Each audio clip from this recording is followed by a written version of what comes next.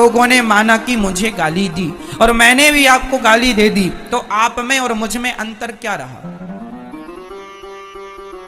कुत्ते ने आपको काटा और आपने भी कुत्ते को काट लिया, तो फिर बताओ कौन कुत्ता?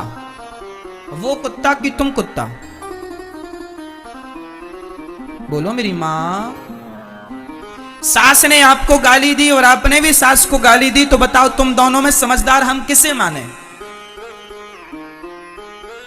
मैया कह दो ना मेरी मां।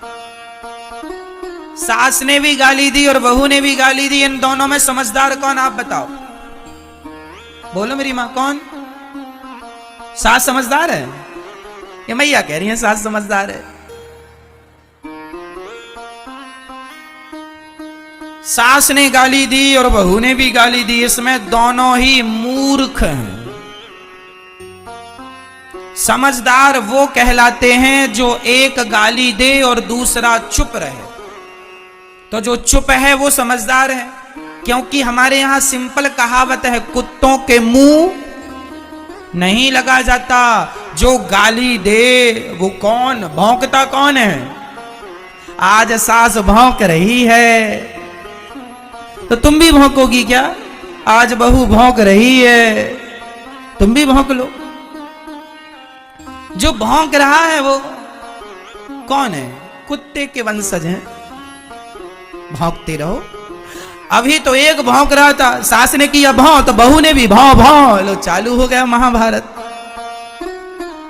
कौन समझदार इन दोनों में? कोई नहीं। इसलिए हम आपसे कहते हैं अपनी समझदारी का परिचय दो। कोई शंकर जी को गालियां दक्ष ने दी, क्या शंकर जी ने गालियां दी? भगवान कृष्ण को शिशुपाल ने कितनी गालियां दी? बोलो मेरी मां।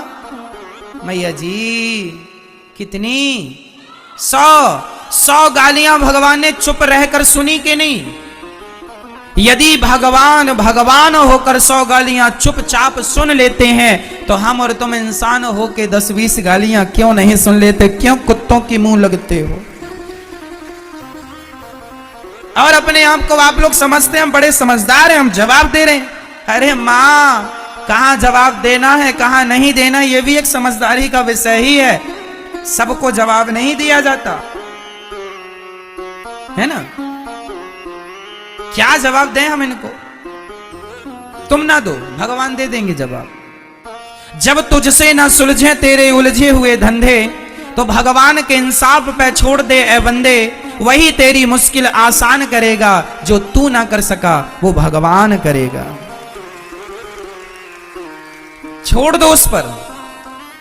सबका उत्तर देना जरूरी नहीं होता। शंकर जी को गालियां मिली, शंकर जी ने कोई उत्तर नहीं दिया। भगवान कृष्ण को गालियां मिली शिशुपाल के द्वारा, कोई उत्तर नहीं दिया। 100 गालियां हुई, सिर काट दिया। आप भी जवाब ना दिया करो। सास बोलती है, बोल, उसका स्वभाव है बेचारी का, बोल रही है। सुनने की आदत, सुनने का अभ्यास करो, ज्यादा से ज्यादा सुनो। और सुनो, अपना अपमान भी सहना सीखो। तितिक्षवः कारुणिकाः सुहृदः सर्वदेहिनां अजात शत्रवः शांता साधवः साधुभूषणा। वही व्यक्ति समझदार है, वही व्यक्ति सफल है जिसके अंदर सहनशीलता ज्यादा है। सह लो। यदि पाकिस्तान हमारा अपमान करे तो बिल्कुल ना सहो, पर तुम्हारे अपने ही तुम्हारा अपमान करें तो कोई बात नहीं, अपने हैं, माफ करते चलो। इनसे क्या झगड़ा करना।